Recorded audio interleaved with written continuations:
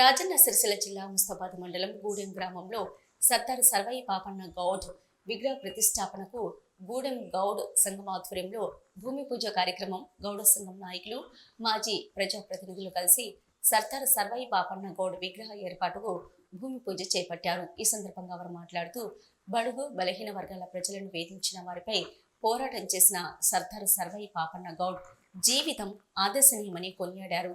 ఈ కార్యక్రమంలో గౌడ సంఘం అధ్యక్షులు పరకాల అంజు గౌడ్, ఉపాధ్యక్షుడు లింగంపల్లి దేవగౌడ్, లింగంపల్లి ఎల్లాగౌడ్, లక్ష్మీపతి గౌడ్, మాజీ సర్పంచ్ సరితా శ్రీనివాసరావు, టీఆర్ఎస్ మండల అధ్యక్షులు బొంపల్లి సురేందర్రావు, మాజీ సెస్ డైరెక్టర్ కొమ్ము బాలయ్య, మాజీ ఏఎంసీ చైర్మన్ అంజన్ రావు, మాజీ ఉప సర్పంచ్ శాడ శ్రీనివాస్, వివిధ పార్టీల నేతలు బాలయ్య, కుర్ర సావిత్రి, గౌడ సంఘం సభ్యులు శ్రీనివాస్ గౌడ్, దుర్గా ప్రసాద్ గౌడ్, అక్షయ్ గౌడ్, అజయ్ గౌడ్, దిలీప్ గౌడ్, స్వామి గౌడ్, నాయకులు, గౌడ సంఘం కుల బాంధవులు, గ్రామస్తులు తదితరులు పాల్గొన్నారు.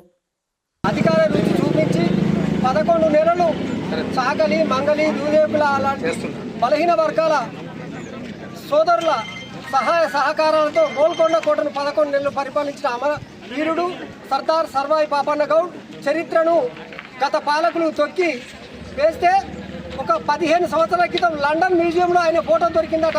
అంటే ఎంత బలహీన వర్గాలకు అధికార రుచి చూపించి 11 నెలలు సాగలి మంగలి దూదేపుల అలాంటి బలహీన వర్గాల సోదరుల సహాయ సహకారాలతో గోల్కొండ కోటను 11 నెలలు పరిపాలించిన అమర వీరుడు సర్దార్ సర్వై పాపన్న గౌడ్ చరిత్రను గత పాలకులు తొక్కి వేస్తే ఒక 15 సంవత్సరాల క్రితం లండన్ మ్యూజియంలో ఆయన ఫోటో దొరికిందట.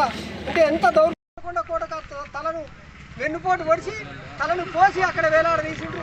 అయినా ఆ త్యాగదారుని స్ఫూర్తి ఇవాళ మనందరికీ కూడా ఆదర్శం కావాలి. ఆయన ఆశయాలు నడవడానికి మనమంతా కృషి చేస్తూ బలహీన వర్గాలు కూడా మన రాజ్యంలో వాటా దక్కడం కోసం మనం ఈ ప్రజాస్వామ్య పద్ధతిలో ముందుకు పోవాలి.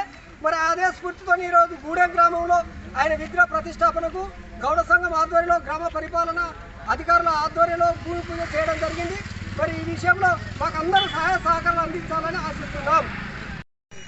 గౌడ కులస్తుల ఆధ్వర్యంలో గౌడ కులస్తుల ఆశాజ్యోతి అయినటువంటి బడుగు బహుజనుల ఆశాజ్యోతి ఆనాడు 1800 శకంలో బడుగు బలహీన వర్గాల గురించి పోరాటం చేసి పెత్తందార్ వ్యవస్థను అణగదొక్కినటువంటి మహా గొప్ప నాయకుడు సర్దార్ సర్వై పాపన్న గారి విగ్రహాన్ని మా గూడెం గ్రామంలో మరి భూమి పూజ చేసి పెట్టడానికి గౌడ కులస్తులు ముందుకొచ్చినారు. వారికి ప్రత్యేకమైన ధన్యవాదాలు.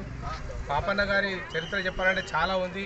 ఈ తెలంగాణ ప్రాంతంలో అప్పుడే 100 సంవత్సరాల క్రితమే అప్పుడు రజాకారుల పెత్తందారి వ్యవస్థను కూడా ఆయన గమనించి పేదలకు అన్యాయం జరుగుతున్న ఉద్దేశంతో ఉద్యమాలు చేసి పోరాటం చేసి బడుగు బలహీన వర్గాలకు అండగా నిలిచినటువంటి గొప్ప నాయకుడు. అట్లాంటి నాయకుని విగ్రహం ఈరోజు గూడెం గ్రామంలో స్థాపించినందుకు గౌడ కులస్తులందరూ కూడా ప్రత్యేకమైన జైభీములు తెలియజేస్తూ మరి ఈరోజు భూమి పూజ చేయడం జరిగింది. అది తొందరగానే ఏది భూమి పూజ చేసి కూడా మనం బాగా రోజులు ఉంచకుండా గౌడ కులస్తులందరూ కూడా కలిసి మళ్ళీ ఒక 2-3 నెలలనే మనం విగ్రహం పెట్టి ఇనాగ్రేషన్ చేసుకోవాలని ఈ సందర్భంగా వారికి తెలియజేస్తూ నాకు ఇంత మంచి అవకాశం ఇచ్చినటువంటి మా గౌడ కులస్తులందరూ కూడా జై భీమ్ తెలియజేస్తున్నారు.